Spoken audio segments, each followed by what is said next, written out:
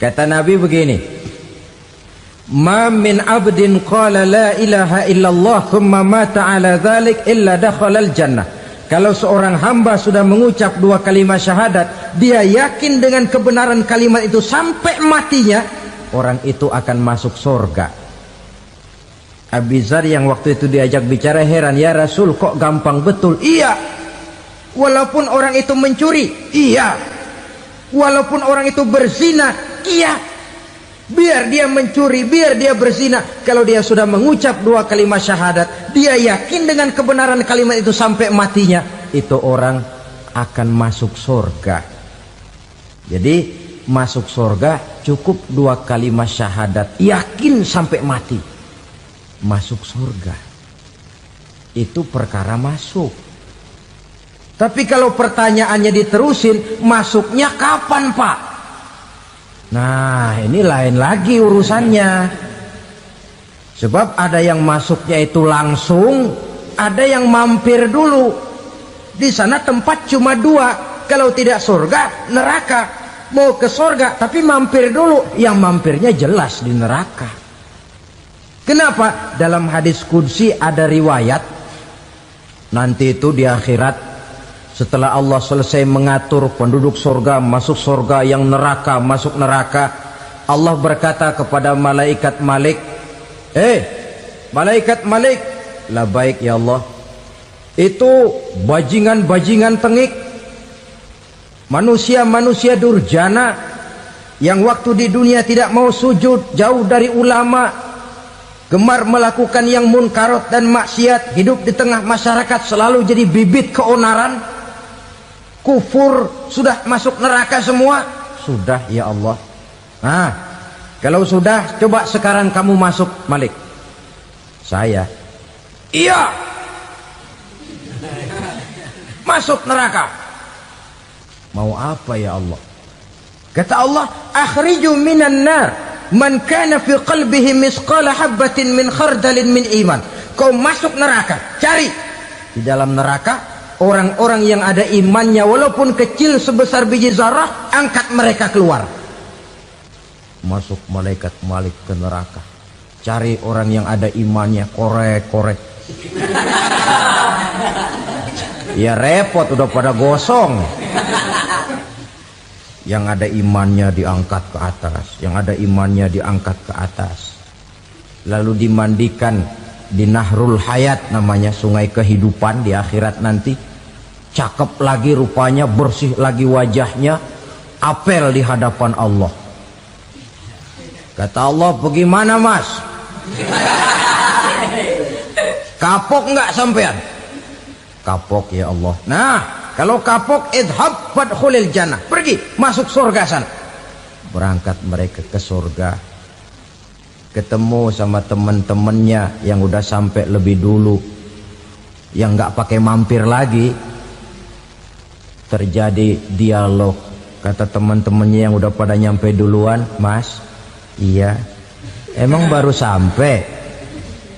Saya baru sampai. Memang mampir di mana dulu mas? Kita sudah lama sampai di surga.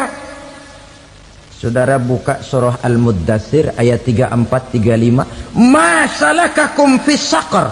Kenapa kamu mampir di neraka Saqar? Qalu lam naku minal musallin. Mereka menjawab, kami mampir di neraka Saqar mas, gara-gara dulunya kami waktu di dunia ndak pernah sholat. Ndak pernah sholat? Ndak pernah. Kan rumahnya dekat masjid, cuma dekat doang mas. Sholat mah enggak saya. Nggak pernah ngasih makan fakir miskin, nggak pernah hadir di majelis taklim, pendeknya nggak pernah melakukan kebajikan, maka saya pun mampir di neraka Saqar. Untung betul saya punya iman mas sedikit. Waktu hidup di dunia dulu saya pernah mengucap dua kalimat syahadat, sekali-kalinya waktu mau kawin. Masya Allah. Untung saja kawin, kalau nggak kawin polos.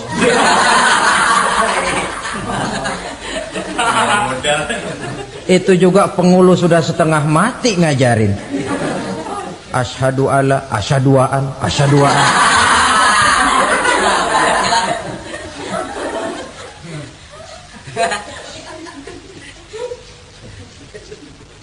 Ini namanya masuk surga, ada mampir dulu. Ada pula orang mukmin itu yang dimasukkan surga. Namanya dimasukkan kan terima beres. Saya masuk ke rumah, jalan sendiri, cari tempat sendiri. Saya dimasukkan ke dalam rumah, terima beres, pokok ada di dalam, itu dimasukkan namanya. Nggak pakai mampir. Tapi tentu tiketnya lebih mahal ketimbang yang pertama tadi. Apa kata Allah? Innal ladzina amanu wa amilus salihat la ukaffiranna anhum sayyi'atihim wa la udkhilannahum jannah. Sesungguhnya orang-orang yang beriman kemudian beramal soleh, kami hapuskan segala dosa dan kesalahannya, kami masukkan mereka ke dalam surga. Lihat ayatnya, Allah yang memasukkan, kita yang dimasukkan. Tidak pakai transit, tidak usah mampir. Cuma tidak cukup syahadat, tidak cukup amanu, tapi diiringi dengan wa'amilus salih. Iman, amal. Tidak cukup syahadat, lalu dibuktikan dia sholat, dia zakat, puasa, lalu dia melakukan berbagai macam kebajikan. Ini yang menyebabkan dia tidak pakai mampir di tempat yang bernama sakor. Lalu ada pula orang mukmin itu yang disebut penduduk surga. Wah, ini sudah VIP ini. Ashabul jannah, penduduk surga.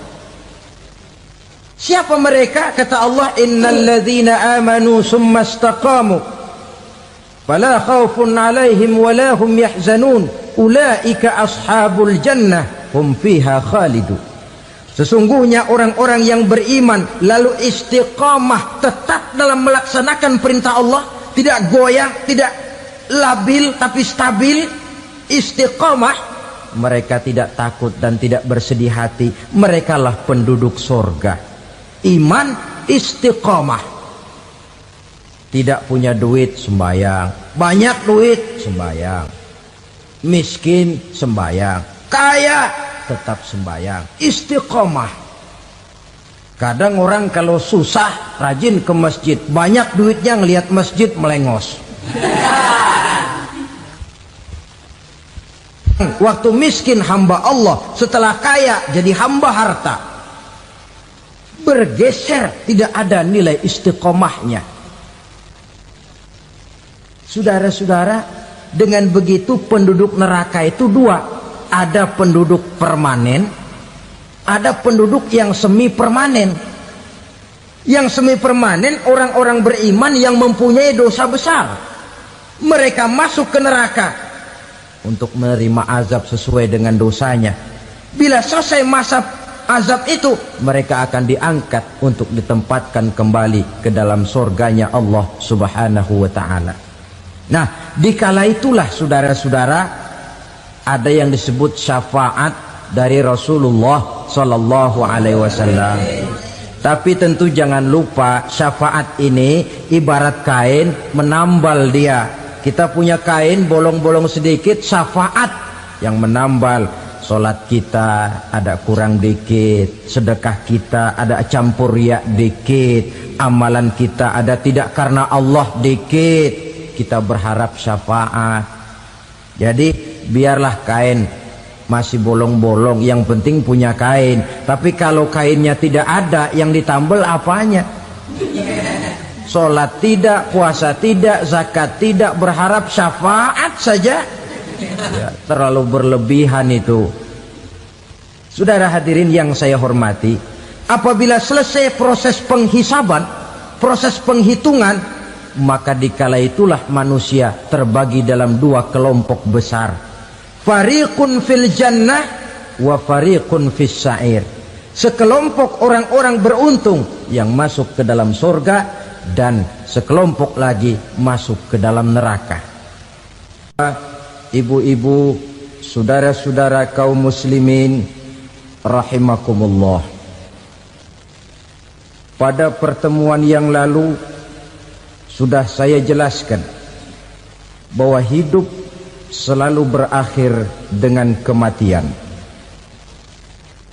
Apabila datang kematian menimpa seseorang, datanglah kiamat baginya, Itu yang disebut dengan kiamat kecil. Hakikatnya mati adalah perpindahan dari kehidupan di dunia ini menuju kehidupan di alam barzakh. Menunggu kita di alam barzakh sampai datangnya saat kiamat. Entah 10 tahun, entah 100 tahun, entah 1000 tahun, hanya Allah saja yang maha tahu. Adapun orang-orang beriman yang melakukan amal kebajikan dalam kehidupan di dunia ini, masa penantian yang lama di alam barzakh buat mereka sebentar saja. Tetapi bagi orang-orang kafir yang ingkar, yang tidak beriman kepada Allah, yang hidup di dunia cuma menumpuk-numpuk dosa, tentu penantian di alam barzakh akan merupakan waktu yang sangat lama. Bukankah dalam kehidupan kita waktu itu memang relatif? Contoh misalnya, bagi pemuda-pemudi yang sedang duduk asyik memadu cinta, waktu 4-5 jam saja rasanya cuma 4-5 menit. Tenggelam oleh keasikan. Tapi buat orang yang berbaring di rumah sakit, meratap di balik-balik apa itu tembok derita kata lagu, di balik dinding-dinding penjara, sehari bagai seminggu, seminggu rasa sebulan, sebulan boleh jadi rasa setahun. Penantian yang sangat lama. Kapan kiamat itu akan datang? Ini rahasia Allah. Jangankan kita yang orang awam, baginda Nabi sendiri tidak diberitahu oleh Allah kapan kiamat itu akan terjadi. Tetapi sungguh pun demikian, banyak hadis-hadis yang menjelaskan ciri atau tanda-tanda datangnya kiamat. Nah, kalau sudah bicara soal tanda, tanda kiamat itu ada 2. Pertama yang disebut alamatus sughra, tanda-tanda kecil. Ini waktunya masih ada tenggang. Ada yang dinamakan alamatul kubra, tanda-tanda besar. Artinya kiamat sudah diambang pintu. Apa tanda-tanda kecil dari datangnya hari kiamat itu? Misalnya kata Nabi, apabila ilmu sudah diangkat oleh Allah. Artinya apabila ulama sudah banyak wafat, minat orang belajar agama berkurang, lalu kebodohan nampak merajalela di mana-mana, zina dikerjakan secara terbuka, minuman-minuman keras jadi kebanggaan, itu termasuk di antara tanda-tanda kecil terjadinya hari kiamat. Apalagi misalnya iza waladatil ammatu rabbataha, apabila budak sudah melahirkan tuan. Apa maksudnya? Ada yang mentafsirkan apabila anak sudah bisa membudaki orang tuanya. Orang tua yang melahirkan dia, yang membesarkan dia, demi setelah si anak besar jadi orang berpangkat, bertitel, berharta, berkedudukan, jadilah orang tua itu budaknya. Sehingga sering dibilang kalau orang tua kaya, anak jadi raja. Tapi kalau anak yang kaya, orang tua sering jadi budak. Apalagi munculnya fitnah yang bergelombang, timbul perang antara dua bangsa yang besar, waktu berjalan terasa sangat pendek sekali. Itu merupakan tanda di antara tanda-tanda kiamat. Termasuk di dalamnya sulit membedakan mana laki, mana perempuan. Kan kalau tanda-tanda kayak begini sekarang sudah banyak kita lihat kan. Ulama banyak wafat, penggantinya sulit. Zina dikerjakan berterang-terangan, minuman keras jadi kebanggaan, banyak anak membudaki orang tuanya, sulit membedakan mana laki mana perempuan. Kadang-kadang dari belakang kita lihat perempuan bener, begitu kita colek nengok jenggotan.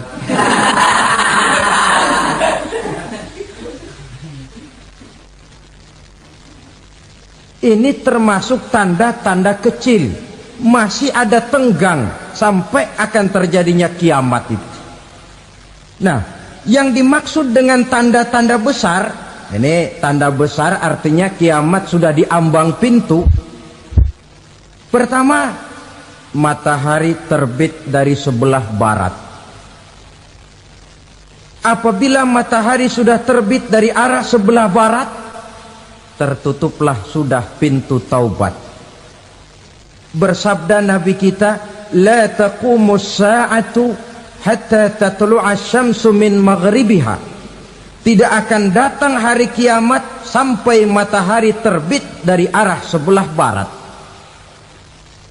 Wa iza tala'at, manakala matahari telah terbit dari arah sebelah barat, wa ra'ahan nasu, manusia banyak menyaksikan itu, amanu ajma'un, mereka pun lalu beriman. Yang tadinya kafir, yang tadinya ingkar, yang tadinya membangkang, setelah melihat matahari terbit dari sebelah barat, buru-buru beriman, berlomba-lomba mengucap dua kalimat syahadat. Tapi apa yang terjadi? Kata Nabi, wadzalika hina la yanfa'u nafsan imanuha lam takun amanat min qabl. Hari itu adalah hari yang iman sudah tidak berguna lagi bagi seseorang apabila sebelumnya memang dia tidak pernah beriman. Au kasabat fi imaniha khaira, atau beriman tetapi tidak pernah melakukan kebajikan di dalam keimanannya itu. Hari yang sudah kasib, hari yang sudah terlambat, beriman tidak akan ada gunanya lagi. Ini pelajaran buat kita. Sebelum sang surya terbit dari sebelah barat, sebelum nafas sampai di tenggorokan, artinya pintu taubat masih terbuka. Kalau dua hal itu sudah terwujud, nafas sudah sampai di kerongkongan atau matahari sudah terbit dari arah sebelah barat, tertutuplah sudah pintu taubat. Tak ada lagi gunanya pangkat, jabatan, harta, bahkan beriman pun dalam suasana macam itu. Too late, kata orang Kulon. Sudah terlambat.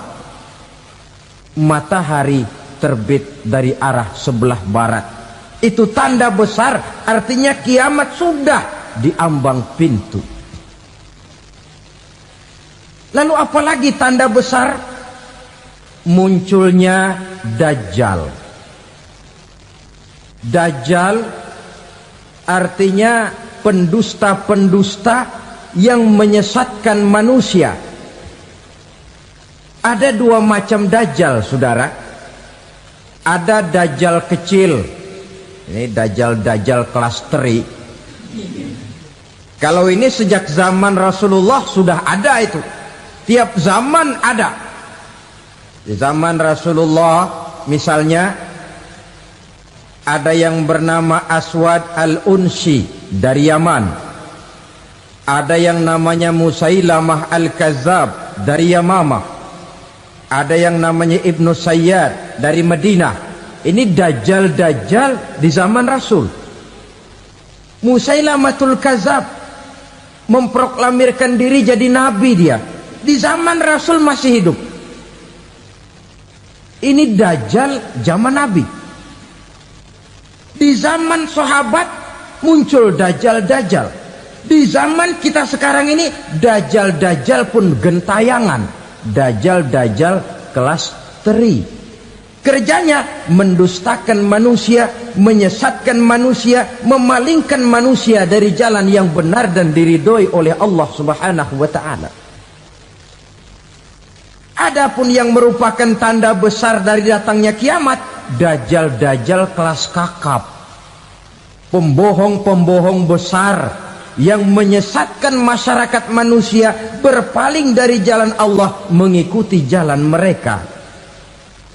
Apa sih ciri Dajjal itu? Kata Nabi dalam hadis Bukhari Muslim, inna dajjala, sesungguhnya yang namanya Dajjal itu yakhruju, satu saat akan muncul mendekati hari kiamat, wa inna ma'ahu ma'an, si Dajjal ini membawa air, wa naran, dan juga membawa api. Dua simbol. Di tangan yang satu dia bawa air, di tangan yang satu dia bawa api. Wa ammal ladzi yarahu an-nasu ma'an fanarun. Adapun yang orang banyak lihat air, hakikatnya adalah api. Yang dilihat api, hakikatnya adalah air. Oleh sebab itu, kalau api yang ditawarkan, ambillah air. Kalau air yang ditawarkan, pilihlah api. Maksudnya apa ini? Ini bahasa simbol, saudara-saudara. Dajjal bicaranya seolah-olah untuk kepentingan manusia, menawarkan surga. Surga yang dia tawarkan hakikatnya neraka. Hai manusia, kalau kau mau bahagia, jangan dekat-dekat dengan agama. Sholat itu tidak efektif dan efisien, tidak produktif dari segi ekonomi itu. Menghadiri majelis taklim cuma buang-buang waktu. Tahajud, tasbih, tahlil, baca Quran, apa itu? Pekerjaan mubazir saja. Hidup ini cuma sekali, masa yang cuma sekali, manfaatkan dengan sebaik-baiknya. Mumpung, dibawanya sifat mumpung tetapi dalam pengertian yang sangat negatif. Bicaranya seolah-olah untuk kepentingan manusia, tetapi sebenarnya menjerumuskan manusia. Menawarkan air, tapi sebenarnya api. Menawarkan api, tapi hakikatnya air. Buat apa kamu sholat? Buat apa kamu bayar zakat? Buat apa kamu puasa? Surga yang dicanangkan Dajjal, hakikatnya neraka. Neraka yang digambarkan Dajjal, pada dasarnya adalah surga. Jadi memutarbalikan fakta itu kerjaan Dajjal. Yang hak jadi batil, yang batil dibilang hak, yang benar jadi salah, yang salah malah jadi benar. Tuntunan disuruh jadi tontonan, tontonan malah menjadi tuntunan. Itu pekerjaan Dajjal profesinya. Zamannya Nabi Adam, Dajjalnya kan iblis. Betul? Betul. Apa sih gang kerayuan iblis itu? Allah setelah menciptakan Nabi Adam kan bilang, Adam, kau dan istrimu Hawa tinggal di surga ini. Seluruh fasilitas yang ada di surga persilahkan kau nikmati. Satu yang tidak boleh, jangan coba-coba dekati pohon khuldi. Dekat saja jangan, apalagi sampai memetiknya. Datang Dajjal yang namanya iblis ini. Adam, kamu tahu nggak kenapa tidak boleh makan buah khuldi? Ya nggak tahu, pokoknya saya dilarang. Bodoh kamu Dam. Khuldun artinya kekal. Kalau kamu makan itu buah, kau akan kekal di surga buat selamanya. Allah tidak kepengen, maka dilarang kamu makan buah khuldi. Kalau kau ingin kekal di surga Adam, makan saja. Saya bicara begini ini untuk kepentingan kamu Adam. Ini kan ciri-ciri Dajjal. Bicaranya sih seolah-olah untuk kepentingan Nabi Adam, hakikat sebenarnya menjerumuskan Nabi Adam supaya ingkar dan melanggar larangan dari Allah Subhanahu wa ta'ala. Jadi setelah muncul Dajjal, timbul kekacauan-kekacauan di masyarakat. Banyak yang terpengaruh, terpedaya dan terpesona. Termasuk mereka yang memproklamirkan diri jadi nabi. Mereka yang memproklamirkan diri jadi rasul di zaman sesudah Rasulullah wafat, itu adalah Dajjal-Dajjal.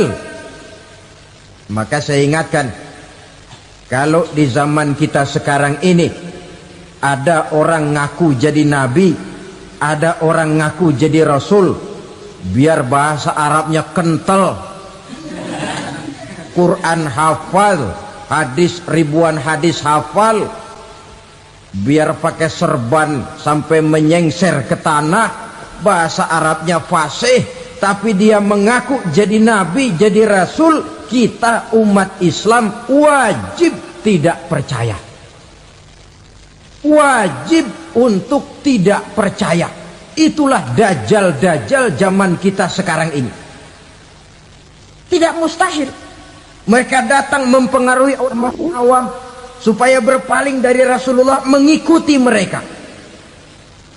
Nah, di akhir zaman nanti, mendekati hari kiamat, dajjal ini muncul, dajjal kelas kakap, menyesatkan masyarakat manusia untuk berpaling dari Islam, mengikuti seruan mereka. Apalagi di antara datangnya kiamat itu, tanda yang besar itu, turunnya Nabiullah Isa Al-Masih, putra Maryam.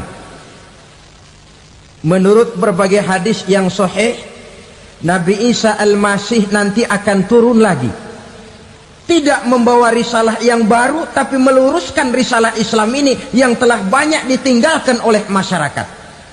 Bahkan ada hadis menjelaskan beliau akan membunuh Nabi, mematahkan kayu-kayu salib, lalu melaksanakan haji dan umrah mengikuti syariat Nabi Muhammad, bukan membawa agama baru. Menjadi semacam mujaddid, reformer, menyelamatkan manusia dari bisikan dajjal. Bahkan ada riwayat yang menjelaskan bahwa Nabi Isa berhasil mengalahkan dajjal, mengembalikan masyarakat manusia kembali kepada ajaran Islam yang datang dari Allah, dibawa oleh Rasulullah Sallallahu Alaihi Wasallam. Dengan kata lain, turunnya Nabi Isa bukan sebagai Nabi dan Rasul baru, tetapi mengikuti syariat Nabi kita Muhammad Sallallahu Alaihi Wasallam. Saudara hadirin, ibu-ibu hadirat yang saya hormati, kemudian apalagi di antara tanda-tanda besar akan datangnya kiamat itu? Keluarnya asap atau awan. Kata Nabi, inna min asratis sa'ah dukhanan yamla'u ma bainal masyriqi wal maghrib. Di antara tanda-tanda kiamat, munculnya awan antara langit dan bumi. Ini pun diperkuat dalam surah Ad-Dukhan ayat 10. Fartaqib yawma ta'tis sama bidukhanin mubin fayughshan nas hadza azabun alim. Bagi orang-orang yang beriman, mereka biasa-biasa saja, tapi bagi orang kufur, datangnya asap dan awan ini merupakan azab yang kelewat pedih. Barangkali sedikit mendekati gambaran tentang azab yang pedih ini, saya ingatkan alam pikiran kita kepada peristiwa yang belum lama terjadi. Pernah dengar berita bocornya reaktor nuklir di Chernobyl, Uni Soviet? Pernah dengar? Nah, bocornya reaktor nuklir di Chernobyl yang mengakibatkan ratusan, bahkan sangat mungkin ribuan nyawa. Cuma satu reaktor. Bagaimana kalau seluruh cadangan nuklir yang dimiliki oleh para negara adik kuasa ini diledakkan?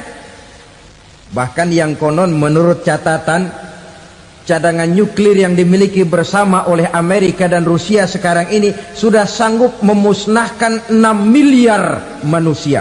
1,5 kali lebih banyak dari jumlah manusia yang nongkrong di permukaan bumi ini. Saudara-saudara hadirin yang saya hormati, lalu saat mendekati hari kiamat, apalagi tandanya? Setelah Nabi Isa wafat, pada saat turunnya yang kedua kali, lalu Allah meniupkan angin sejuk. Semua orang-orang beriman, orang-orang baik wafat, sehingga penghuni bumi ini cuma tinggal lagi terdiri dari orang-orang kafir. Tidak ada lagi di bumi ini yang bisa mengucapkan Allah. Sehingga dalam hadis qudsi itu ada keterangan, innallaha azza wa jalla yaqulu li Israfil. Allah pernah pesan kepada malaikat Israfil, kata Allah, Israfil, idza sami'ta qailan yaqul Allah Allah fa akhirin nafakh 40 sanatan ikraman liqailiha. Hai Israfil, apabila kau dengar di permukaan bumi masih banyak orang yang mengucapkan Allah Allah, maka tunda sangkakala kiamat itu 40 tahun. Untuk apa? Ikraman liqailiha, menghormati orang yang mengucapkan Allah Allah itu. Wah, jadi karena sekarang masih banyak yang mengucapkan Allah, besar hatilah kita, masih jauh kiamat itu. Tapi jangan lupa, kiamat pribadi, kiamat kecil itu yang nggak kita sangka-sangka. Ajal datang mencabut nyawa, itu kiamat pribadi, dan itu yang pasti kita hadapi, dan itu yang membuat kita tidak boleh bersikap main-main di dalam kehidupan sekarang ini. Saudara hadirin yang saya hormati, tidak ada lagi orang-orang muslim. Seluruh penduduk dunia ini kafir. Lalu terciptalah struktur sosial yang berlandaskan prinsip hidup semau gue. Bakal terjadilah prinsip di mana yang kaya menyantap yang miskin, yang kuat menindas yang lemah. Hidup sudah bagaikan di rimba belantara, berlaku hukum rimba, siapa yang kuat dia yang menang, siapa yang lemah menjadi mangsa. Timbul kekacauan, maksiat merajalela, munkarat menjadi-jadi, sehingga isi bumi ini penuh dengan segala macam perbuatan dosa. Tidak ada perlunya lagi alam diperpanjang temponya. Datang saat yang sudah dijanjikan oleh Allah Azza wa Jalla, maka terjadilah yang disebut kiamat kubra, kiamat besar, kiamat ancur-ancuran. Bagaimana kejadian ini dimulai? Dalam surah Az-Zumar ayat 68, Allah Subhanahu wa taala berfirman, wa nufikha fis-suri fasa'iqa man fis samawati wa man fil ardi illa man sya'allahu. Maka manakala ditiuplah sangkakala, terkejutlah seluruh yang ada di langit dan seluruh yang ada di bumi. Bila saat kiamat datang, Allah perintah malaikat Israfil, Israfil, tiup sangkakalamu. Ditiuplah sangkakala oleh malaikat Israfil. Yang akibat daripada tiupan itu, seluruh yang ada di langit, seluruh yang ada di permukaan bumi terkejut. Yang ada di langit siapa? Malaikat kan. Bayangin aja kalau malaikat kaget, apalagi kita. Terkejut seluruh makhluk yang ada di bumi, yang ada di langit mendengar suara sangkakala itu. Bunyinya tidak sanggup kita bayangkan dahsyatnya. Ledakan nuklir, ledakan neutron, belum apa-apa ketimbang bunyi sangkakala malaikat Israfil ini. Nah, lalu mendengar bunyi sangkakala ini, gemparlah makhluk, kacaulah alam. Bumi gempa, planet-planet bertabrakan, gunung meletus, air laut tumpah ke darat, angin topan bertiup, halilintar menyambar. Lalu semua yang bernama hidup mati total. Mati bareng tanpa persiapan. La haula wala quwata illa billah. Saya kadang-kadang dalam tafakur bermohon, ya Allah, mudah-mudahan saya nggak nemuin kiamat beneran. Ngeri, nggak bisa kita bayangkan macam apa suasana seperti itu. Allah saja banyak memberikan gambaran, misalnya Al-Qari'ah, Wa mal qari'ah, wa ma adraka mal qari'ah. Kejadian yang menggemparkan. Tahukah kamu apa kejadian yang menggemparkan itu? Yauma yakunun nasu kal farasil mabsus wa takunul jibalu kal ihnil manfus. Pada saat itu manusia berterbangan bagai kupu-kupu, gunung berterbangan seperti kapas ditiup angin. Gunung saja macam kapas, konon lagi manusia. Kematian total, mulai semut sampai gajah mati, jin mati, iblis mati, malaikat mati. Oh, malaikat saja mati. Saudara hadirin yang saya hormati, kematian total yang tanpa persiapan. Orang bilang, Pak, kalau mati bareng begitu yang repot malaikat maut dong ya. Cabut sana, cabut sini.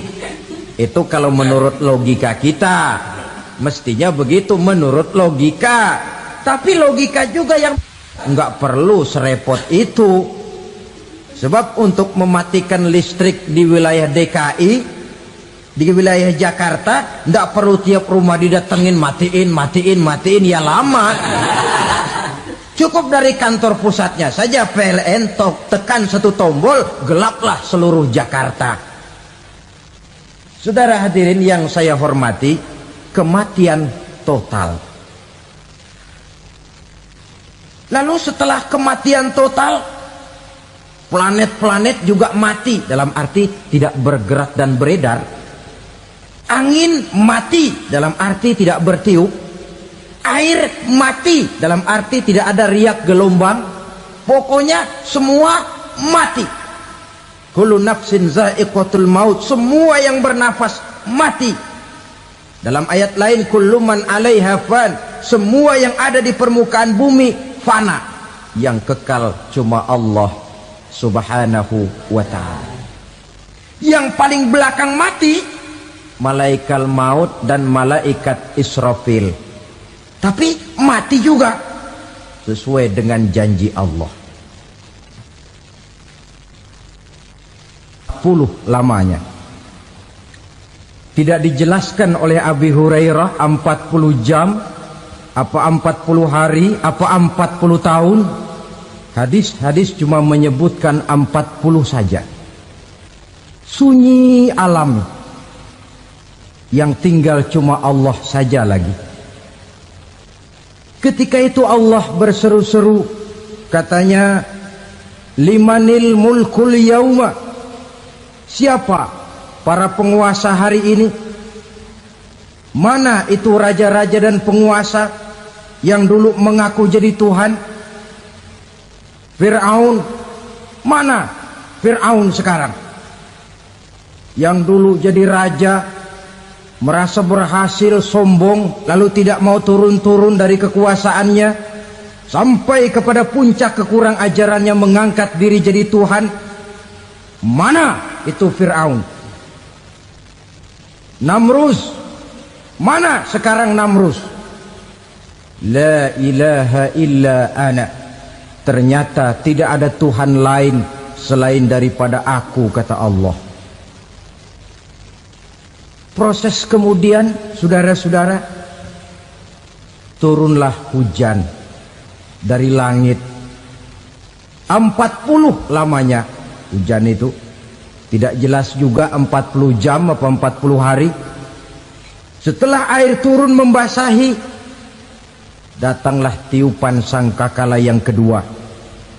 Semua yang bernama mati bangkit dari kuburnya masing-masing.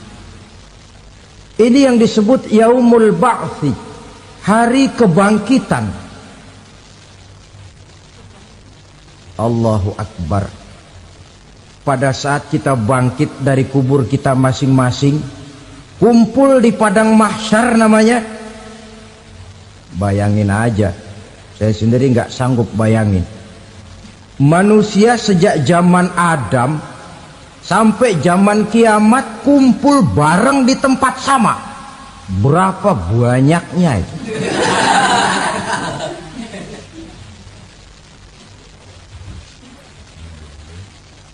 Dan yang luar biasa menurut satu riwayat, pada saat bangkit itu, Masya Allah, roman muka kita berubah, disesuaikan dengan amalan kita waktu di dunia ini. Barang siapa yang waktu di dunia amalannya itu amalan tikus, di akhirat nanti dia bangkit dari kubur, mukanya seperti muka tikus. Gagah betul badannya, tapi mukanya seperti tikus. Kenapa? Amalannya waktu di dunia seperti amalan tikus. Apa amalan tikus itu? Suka ngegeragoti barang yang sudah disimpan rapi-rapi. Orang sudah simpan uang rapi-rapi, simpan perhiasan rapi-rapi, digeragoti oleh tikus. Maling-maling, pencoleng-pencoleng, koruptor-koruptor. Itu nanti di akhirat nanti kita lihat mukanya seperti muka tikus. Oh ini waktu di dunia suka nyolong, hanya seperti muka tikus. Barang siapa yang waktu di dunia ini amalannya itu amalan macan, dia akan bangkit nanti mukanya seperti muka macan. Apa amalan macan? Macan itu amalannya menang-menangan. Orang yang mau menang saja nggak mau mengalah. Coba lihat di hutan, kenal hutan nggak? Di hutan, raja hutan di mana-mana pasti macan, betul kan? Betul. Padahal hutan belum pernah bikin pemilihan umum.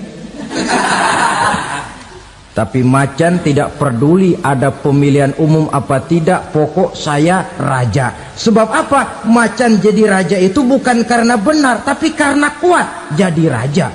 Setelah dia jadi raja, rakyat hutan yang mesti dilindungi malah dimakan oleh raja macan. Kambing rakyat hutan dimakan oleh macan. Ayam rakyat hutan dimakan oleh macan. Itu nanti kita lihat di akhirat itu mukanya seperti muka macan, gagah betul. Lalu barang siapa yang di dunia ini amalannya itu seperti amalan anjing, nanti dia punya muka seperti muka anjing. Apa amalan anjing? Pertama, anjing itu kalau disuruh jaga rumah, dia tidak bisa membedakan mana maling, mana tamu.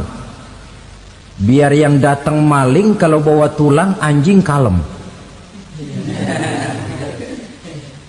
Yang kedua, anjing itu akan setia kepada siapa saja yang memberinya roti.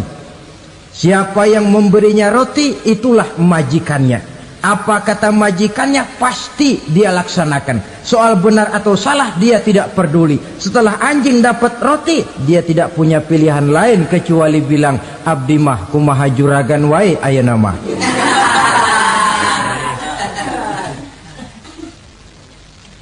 Saudara hadirin yang saya hormati, berkumpul di padang mahsyar, tiap orang sibuk dengan persoalannya masing-masing. Matahari waktu itu didekatkan oleh Allah, panas luar biasa. Ada yang saking panasnya itu mencucurkan peluh keringat sampai sebatas mata kakinya. Ada yang keringatnya sampai sedengkulnya, ada yang keringatnya sampai sepusatnya, ada yang keringatnya mengalir sampai sebahunya. Ada yang kelelap oleh keringatnya sendiri, sementara orang di sampingnya nggak apa-apa. Bergantung lagi amalan dia waktu di dunia ini. Saudara-saudara, sebagian orang dalam kepanikan padang mahsyar berombong-rombong datang mereka menghadap Nabi Adam. Ya Adam, anta abal bashar. hai Adam, Tuhan adalah bapak moyang manusia, kami sebentar lagi akan disidang, dimintakan pertanggungan jawab, tolonglah kami hai Adam.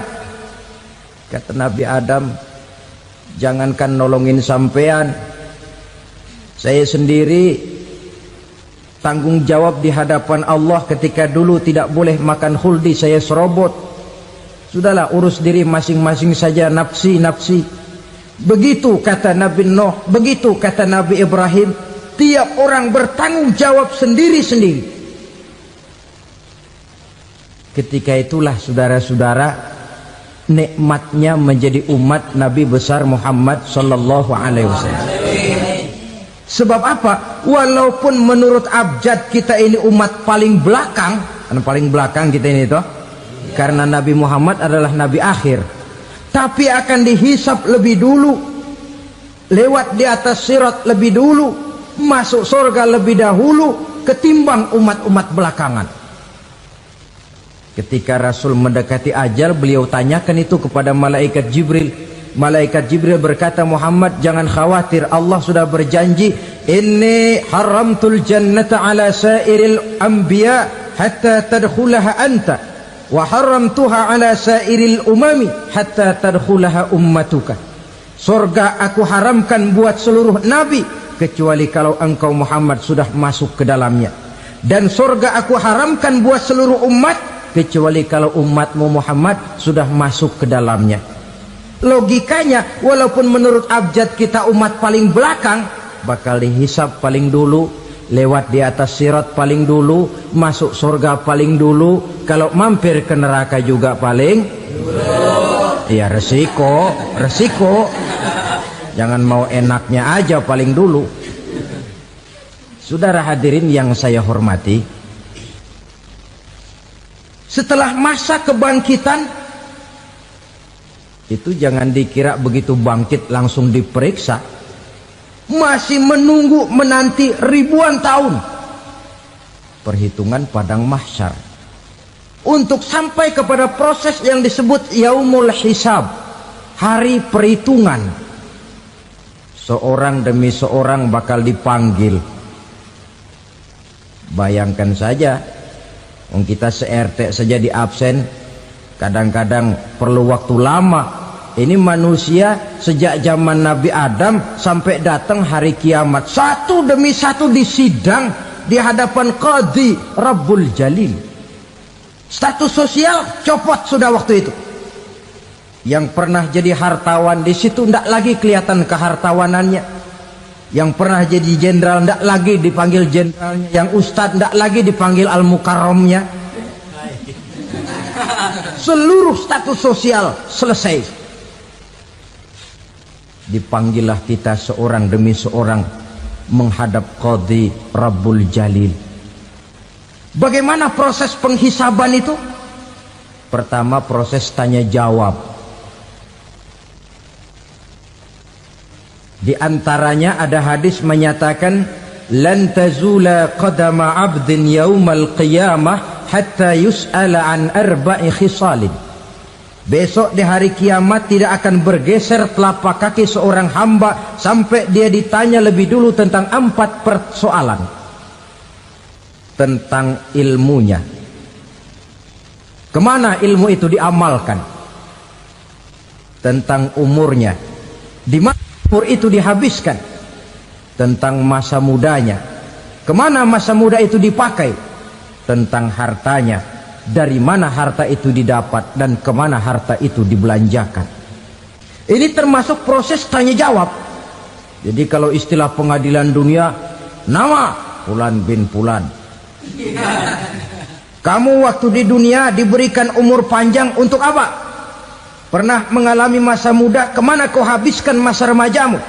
Kau diamanahkan ilmu, dengan apa ilmumu kau amalkan? Kau diberikan harta, dari mana harta kau dapat, kemana kau belanjakan? Tak seorang pun yang bisa mungkir. Sebab apa? Dikala itu yang menjadi saksi bukan orang. Yang menjadi saksi adalah seluruh anggota badan kita. Tangan bicara, kaki jadi saksi terhadap seluruh amalan yang pernah kita kerjakan pada saat kehidupan di alam dunia ini. Selesai proses tanya jawab, lalu diperlihatkan buku catatan kita waktu hidup di dunia ini. Jangan lupa Allah itu menyiapkan 2 superkomputer kepada kita. Sebelah ditempelin sebelah kanan, yang sebelah tempelin di sebelah kiri. Komputer itu namanya Raqib dan Atid, 2 malaikat yang apabila baik kita lakukan, refleks saja akan menulis kebajikan kita. Jahat kita kerjakan, akan tertulis. Catatan itu nanti diperlihatkan kepada kita. Waduh, alangkah malunya pada saat diperlihatkan catatan kita, buku rapot kita merah melulu. Barangkali diperiksa sambil diomelin, brengsek lo. Buku merah melulu begini bagaimana waktu hidup di dunia? Tidak cukup diperlihatkan buku catatan kehidupan, rekaman kehidupan. Rekaman kehidupan kita secara utuh sejak terlahir sampai ajal datang merenggut nyawa. Barangkali mirip dengan video sekarang ini, di mana terekam dengan baik seluruh kegiatan kita sejak yang sekecil-kecilnya sampai kepada yang sebesar-besarnya. Untuk kemudian kita pun menerima balasan. In khairan fa khairun wa in syarran fa syarrun. Kalau baik ya baik balasannya, kalau jahat ya jahat juga balasannya. Catatan-catatan kita diberikan. Kalau banyak kebajikannya diberikan di tangan kanan dengan cara yang halus. Kalau banyak kejahatannya diberikan dari sebelah kiri atau dilempar dari belakang. Itulah sebabnya sejak di dunia ini kita sudah mohon kepada Allah. Ketika berwudu membasuh tangan kanan, apa kita bilang? Allahumma a'tini kitabi biyamini wa hasibni hisaban yasira. Ya Allah, berikan saya kitab di tangan kanan, dan kalau saya memang perlu dihisap, hisaplah saya yang seringan-ringannya. Tangan kiri berlindung kita kepada Allah, jangan sampai diberikan kitab di tangan kiri atau dari arah sebelah belakang. Wa a'udzubika an tu'tiya kitabi bishimali aw min wara'i zuhri, dari arah sebelah belakang. Na'udzubillah min dzalik. Setelah selesai lewat proses penghisaban, lewat mizan, timbangan, maka yang sudah selesai dihisab itu bergeraklah menuju sirat, jembatan yang terbentang menuju surga melalui neraka. Saudara-saudara, panjangnya perjalanan sirat itu memakan waktu ratusan tahun. Tetapi orang yang lewat di atas sirat pun macam-macam, bergantung amalannya ketika di dunia ini. Ada yang lewat di atas sirat itu kal barqil khatib, seperti kilat yang menyambar, lep, sudah sampai dia di surga. Cepat bukan main. Ada yang lewat di atas sirat itu seperti orang lari-lari. Ada yang lewat di atas sirat itu seperti orang jalan biasa. Ada yang sambil merangkak, ada yang sambil ngesor, ada yang sambil gelayutan, ada yang selamat sampai ke ujung ke surga, ada yang tergelincir jatuh masuk ke dalam neraka, bergantung amalannya dalam kehidupan di dunia sekarang ini. Tiap kita akan melewati yang namanya sirat ini. Saudara-saudara kaum muslimin yang saya hormati, dengan demikian mereka yang selamat melalui sirat sampai ke terminal akhir surga, mereka yang ketika dihisab ternyata banyak kejahatannya daripada kebaikannya, mereka singgah di dalam neraka. Nah, adapun orang-orang yang beriman menurut ayat Quran dan hadis Nabi, itu nanti ada bermacam-macam. Ada orang beriman itu yang dimasukkan surga. Ada orang beriman itu yang dimasukkan ke dalam surga. Ada orang beriman itu yang disebut penduduk surga. Kenapa lain-lain, Pak? Karena waktu di dunia amalannya juga lain-lain. Ada orang beriman yang masuk surga. Ini paling murah tiketnya. Mau masuk surga? Kata Nabi begini, ma min abdin qala la ilaha illallah thumma mata ala dhalik illa dakhalal jannah. Kalau seorang hamba sudah mengucap dua kalimat syahadat, dia yakin dengan kebenaran kalimat itu sampai matinya, orang itu akan masuk surga. Abi Dzar yang waktu itu diajak bicara heran, ya Rasul kok gampang betul? Iya, walaupun orang itu mencuri, iya, walaupun orang itu berzina, iya. Biar dia mencuri, biar dia berzina, kalau dia sudah mengucap dua kalimat syahadat, dia yakin dengan kebenaran kalimat itu sampai matinya, itu orang akan masuk surga. Jadi masuk surga cukup dua kalimat syahadat, yakin sampai mati, masuk surga. Itu perkara masuk. Tapi kalau pertanyaannya diterusin, masuknya kapan, Pak? Nah, ini lain lagi urusannya. Sebab ada yang masuknya itu langsung, ada yang mampir dulu. Di sana tempat cuma dua, kalau tidak surga, neraka. Mau ke surga tapi mampir dulu, yang mampirnya jelas di neraka. Kenapa? Dalam hadis qudsi ada riwayat, nanti itu di akhirat, setelah Allah selesai mengatur penduduk surga masuk surga, yang neraka masuk neraka, Allah berkata kepada malaikat Malik, malaikat Malik, labaik ya Allah, itu bajingan-bajingan tengik, manusia-manusia durjana yang waktu di dunia tidak mau sujud, jauh dari ulama, gemar melakukan yang munkarat dan maksiat, hidup di tengah masyarakat selalu jadi bibit keonaran, kufur, sudah masuk neraka semua. Sudah ya Allah. Nah, kalau sudah, coba sekarang kamu masuk, Malik. Saya, iya, masuk neraka. Mau apa ya Allah? Kata Allah, akhriju minan nar man kana fi qalbihi misqala habatin min khardalin min iman. Kau masuk neraka, cari di dalam neraka orang-orang yang ada imannya walaupun kecil sebesar biji zarah, angkat mereka keluar. Masuk malaikat Malik ke neraka, cari orang yang ada imannya, korek-korek. Ya repot, udah pada gosong. Yang ada imannya diangkat ke atas, yang ada imannya diangkat ke atas, lalu dimandikan di Nahrul Hayat, namanya sungai kehidupan di akhirat nanti. Cakep lagi rupanya, bersih lagi wajahnya, apel di hadapan Allah. Kata Allah, bagaimana Mas? Kapok nggak sampean?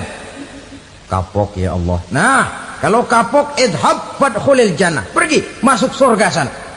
Berangkat mereka ke surga, ketemu sama teman-temannya yang udah sampai lebih dulu, yang nggak pakai mampir lagi. Terjadi dialog. Kata teman-temannya yang udah pada nyampe duluan, Mas, iya, emang baru sampai? Saya baru sampai. Memang mampir di mana dulu, Mas? Kita sudah lama sampai di surga. Saudara buka surah Al-Muddatsir ayat 34-35. Ma salakakum fis saqar? Kenapa kamu mampir di neraka Saqar? Qalu lam naku minal musallin. Mereka menjawab, kami mampir di neraka Saqar, Mas, gara-gara dulunya kami waktu di dunia ndak pernah sholat. Ndak pernah sholat? Ndak pernah. Kan rumahnya dekat masjid, cuma dekat doang, Mas. Sholat mah enggak saya. nggak pernah ngasih makan fakir miskin, nggak pernah hadir di majelis taklim, pendeknya nggak pernah melakukan kebajikan, maka saya pun mampir di neraka sakor. Untung betul saya punya iman mas sedikit. Waktu hidup di dunia dulu saya pernah mengucap 2 kalimat syahadat, sekali-kalinya waktu mau kawin. Masya Allah. Untung saja kawin, kalau nggak kawin polos.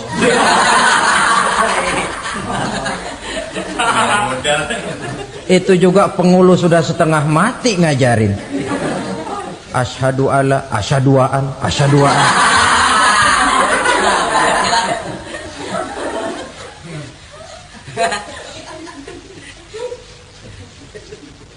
Ini namanya masuk surga, ada mampir dulu. Ada pula orang mukmin itu yang dimasukkan surga. Namanya dimasukkan kan terima beres. Saya masuk ke rumah, jalan sendiri, cari tempat sendiri. Saya dimasukkan ke dalam rumah, terima beres, pokok ada di dalam, itu dimasukkan namanya. Nggak pakai mampir. Tapi tentu tiketnya lebih mahal ketimbang yang pertama tadi. Apa kata Allah? Innal ladzina amanu wa amilus salihat la ukaffiranna anhum sayyi'atihim wa la udkhilannahum jannah. Sesungguhnya orang-orang yang beriman kemudian beramal soleh, kami hapuskan segala dosa dan kesalahannya, kami masukkan mereka ke dalam surga. Lihat ayatnya, Allah yang memasukkan, kita yang dimasukkan. Tidak pakai transit, tidak usah mampir. Cuma tidak cukup syahadat, tidak cukup amanu, tapi diiringi dengan wa'amilus salih. Iman, amal. Tidak cukup syahadat, lalu dibuktikan dia sholat, dia zakat, puasa, lalu dia melakukan berbagai macam kebajikan. Ini yang menyebabkan dia tidak pakai mampir di tempat yang bernama sakor. Lalu ada pula orang mukmin itu yang disebut penduduk sorga. Wah, ini sudah VIP ini. Ashabul jannah, penduduk sorga. Siapa mereka? Kata Allah, innal ladzina amanu summa istaqamu fala khaufun alaihim wala hum yahzanun ulaika ashabul jannah hum fiha khalidun. Sesungguhnya orang-orang yang beriman lalu istiqamah, tetap dalam melaksanakan perintah Allah, tidak goyah, tidak labil tapi stabil, istiqamah, mereka tidak takut dan tidak bersedih hati. Merekalah penduduk surga. Iman, istiqamah. Tidak punya duit, sembayang. Banyak duit, sembayang. Miskin, sembayang. Kaya, tetap sembahyang, istiqomah. Kadang orang kalau susah rajin ke masjid, banyak duitnya ngelihat masjid melengos. Waktu miskin hamba Allah, setelah kaya jadi hamba harta. Bergeser, tidak ada nilai istiqomahnya. Saudara-saudara, dengan begitu penduduk neraka itu dua. Ada penduduk permanen, ada penduduk yang semi permanen. Yang semi permanen orang-orang beriman yang mempunyai dosa besar. Mereka masuk ke neraka untuk menerima azab sesuai dengan dosanya. Bila selesai masa azab itu, mereka akan diangkat untuk ditempatkan kembali ke dalam surganya Allah Subhanahu wa ta'ala. Nah, dikala itulah saudara-saudara, ada yang disebut syafaat dari Rasulullah Sallallahu Alaihi Wasallam. Tapi tentu jangan lupa, syafaat ini ibarat kain menambal dia. Kita punya kain bolong-bolong sedikit, syafaat yang menambal. Solat kita ada kurang dikit, sedekah kita ada campur riak dikit, amalan kita ada tidak karena Allah dikit, kita berharap syafaat. Jadi biarlah kain masih bolong-bolong, yang penting punya kain. Tapi kalau kainnya tidak ada, yang ditambal apanya? Sholat tidak, puasa tidak, zakat tidak, berharap syafaat saja. Ya, terlalu berlebihan itu. Saudara hadirin yang saya hormati, apabila selesai proses penghisaban, proses penghitungan, maka dikala itulah manusia terbagi dalam dua kelompok besar. Fariqun fil jannah wa fariqun fis sa'ir. Sekelompok orang-orang beruntung yang masuk ke dalam surga, dan sekelompok lagi masuk ke dalam neraka.